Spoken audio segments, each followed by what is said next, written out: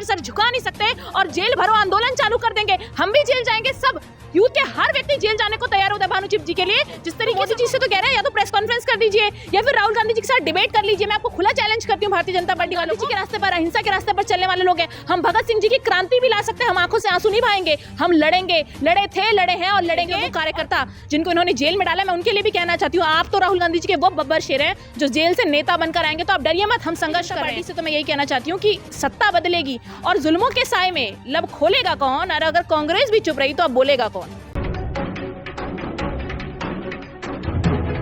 Indian youth Congress के राष्ट्रीय अध्यक्ष उदय भानचिप की गिरफ्तारी के बाद अब कांग्रेसी कार्यकर्ता, कांग्रेस के तमाम नेता जो है विरोध प्रदर्शन कर रहे हैं। इंडियन यूथ कांग्रेस के कार्यालय में पिछले कई दिनों से लगातार जो है एक सत्याग्रह आंदोलन जैसा जो है धरना प्रदर्शन चल रहा है। तो हम यहाँ हैं और हमारे साथ में तनु हैं, हम बात करेंगे। मैडम, किस तरह से देखती हैं ये जो गिरफ्तारी हुई है, जो सब कुछ एआई समिट में हुआ, कहा गया भाई देश की जो है छवि खराब की कांग्रेसियों ने? देखिए, ये तानाशाह सरकार है, सत्ता इनके पास है, पुलिस इनकी है, तो ये गिरफ्तारी तो करेंगे। और मैं इनसे आज कह देना चाहती हूँ कि हम राहुल गांधी जी के वो बब्बर शेर हैं जिन्हें आप जेल में डालिए, चाहे आप सड़कों पर लाठियों से मारिए, लेकिन हम हक और अधिकार की लड़ाई लड़ते रहेंगे। उस दिल्ली एआई समिट में जो गलगोटिया यूनिवर्सिटी ने किया, उसके बाद उसे पूरी सुरक्षा दी जा रही है, उस पर कार्रवाई नहीं हो रही। लेकिन हमारे साथियों ने जो शर्टलेस प्रोटेस्ट किया, उसको लेकर ये बीजेपी बोल रही है। क्यों? क्योंकि ये इस देश के हर 140 करोड़ लोगों के हर व्यक्ति की आवाज दबाना चाहती है, जो इस भारतीय जनता पार्टी के खिलाफ बोलना चाहता है। ये डरा धमका के उनको जेल में रखना चाहते हैं। ये दिखाना चाहते हैं कि अगर भारतीय जनता पार्टी के खिलाफ आज के बाद कोई बोलेगा तो उसे जेल में भरेंगे। तो मैं कहती हूँ कि राहुल गांधी जी के पीछे संविधान की किताब लेकर राहुल गांधी जी खड़े हैं, और वो संविधान दिखाकर उसके दायरे में मैं आपसे कह रही हूँ कि जितने लोगों को जेल में डालना है डाल लीजिए। सर कटा सकते हैं पर सर झुका नहीं सकते, और जेल भरो आंदोलन चालू कर देंगे। हम भी जेल जाएंगे, सब यूथ के हर व्यक्ति जेल जाने को तैयार होता है भानु चिप जी के लिए। जिस तरीके से उनको मास्टरमाइंड बता करके उनके अरेस्ट मेमो में जिस तरीके से उन्होंने एंटी नेशनल स्लोगन्स लगे हैं, वहां पर देश विरोधी नारों का जिक्र किया है, ये झूठ का प्रोपेगेंडा फैला रही है भारतीय जनता पार्टी देश के अंदर। और एक वीडियो भी सोशल मीडिया पर वायरल हो रही थी जिसमें कहा जा रहा था कि एआई समिट को बदनाम करने के लिए कांग्रेस ने पैसे दिए हैं।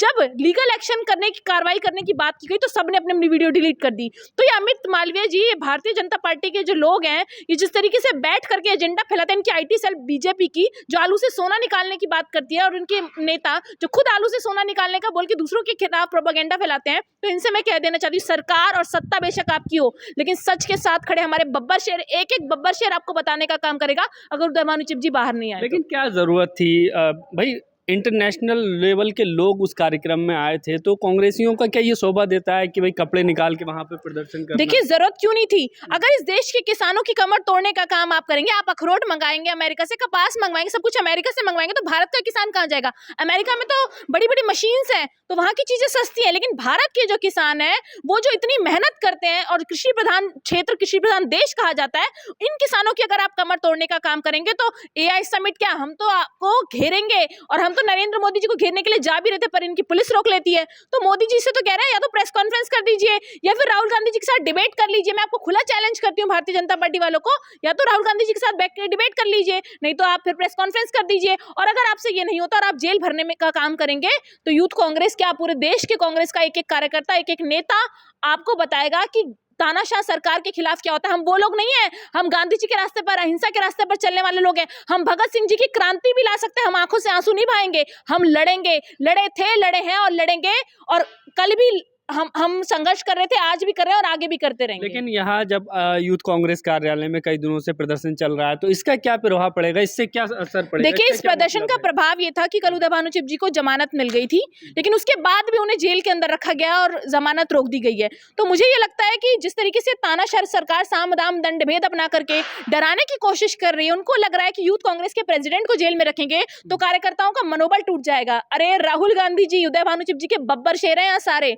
सब धरने पर बैठे, दिन रात एक कर दिया। पूरे देश से युवा कांग्रेस के साथी यहाँ पर आए हुए हैं और तमाम नेता आ रहे हैं। तो हम यहाँ से ये मैसेज देना चाहते हैं कि आप हमें डराने की सोच रहे हैं और हम हाथ से हाथ मिलाकर देश को आगे बढ़ाने की सोच रहे हैं। यही फर्क है नरेंद्र मोदी जी और हमारे अंदर।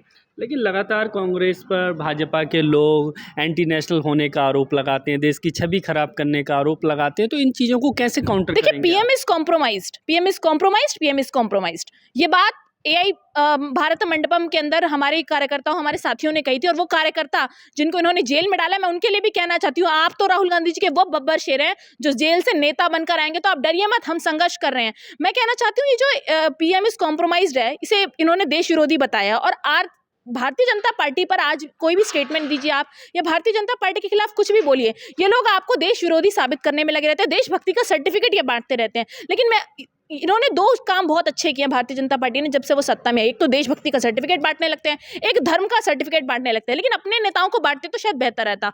तो आज बीजेपी को ये समझना पड़ेगा कि देश उनका नहीं है, 140 करोड़ लोग नरेंद्र मोदी नहीं है। तो अगर हम किसी भी उनकी नीतियों का विरोध करते हैं क्योंकि वो भारत के प्रधानमंत्री हैं, तो इसका मतलब ये नहीं कि हम भारतीय जनता पार्टी का विरोध कर रहे हैं। तो भारतीय जनता पार्टी से तो मैं यही कहना चाहती हूँ कि सत्ता बदलेगी और जुल्मों के साए में लब खोलेगा कौन, और अगर कांग्रेस भी चुप रही तो अब बोलेगा कौन। लेकिन मीडिया का जो रवैया है, लगातार हम देख रहे हैं कि मीडिया की जो भूमिका है वो ही विपक्ष के खिलाफ जो नजर मीडिया की भूमिका तो ये यहाँ अनिश्चितकालीन धरने पर बैठे हुए हैं, लेकिन कोई मीडिया नहीं आ रहा, मेन स्ट्रीम क्यों नहीं आ रहा? क्योंकि नरेंद्र मोदी जी हैं, उनके करता धरता, पेटीएम आता है किसको पता नहीं।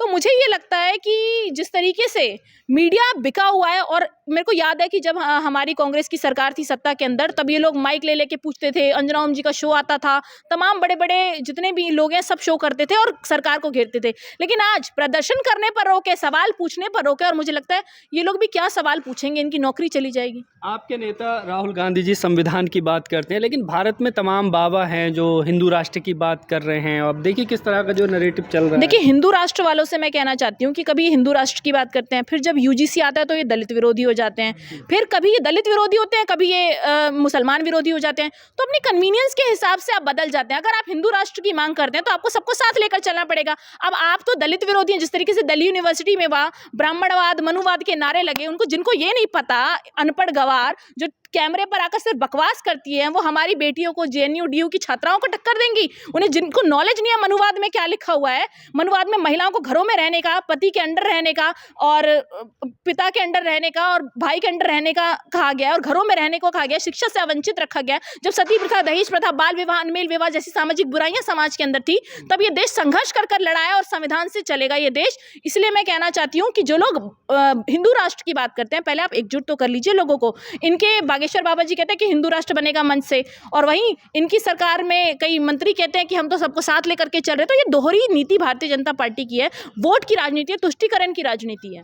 क्या लगता है तनु, ऐसा माहौल बना दिया कि भाई जो बीजेपी के साथ होगा, चाहे कितना भी कुछ किया है, उसको कोई दिक्कत नहीं है, और जो विपक्ष में है उस पर देखिए, भाजपा दो काम करती है, एक वॉशिंग मशीन है उनके पास, उसमें धो के या तो अपने में शामिल कर लेगी, और अगर नहीं धुलोगे तो जेल में भर देगी, फिर आप जेल में जाइए और फिर वहां से नेता बनकर आइए। ये भारतीय जनता पार्टी की नीति है। क्योंकि जेल में जिस भी व्यक्ति को भारतीय जनता पार्टी भेजती है, आप ये समझ लीजिए कि उसको डराना और धमकाना आज बीजेपी का काम है। जितने लोगों को इन्होंने आज तक जेल में डाला है, जितने भी सीनियर लीडर्स को डाला है, वो जमानत पर बाहर आए हैं, उन्हें कोर्ट से क्लीन चिट मिली है। तो मैं भारतीय जनता पार्टी से यही कहना चाहती हूँ, जो झूठ, जो प्रोपेगेंडा आप देश के अंदर फैला रहे हैं और नेताओं को अंदर डराने धमकाने की साजिश रच रहे हैं और वॉशिंग मशीन में धोने की कोशिश कर रहे हैं, तो ये वॉशिंग मशीन भी ज्यादा दिन चलने वाला नहीं है, क्योंकि जनता धीरे धीरे समझ रही है, आपको खाड़ने का काम करेंगे अगले चुनाव में।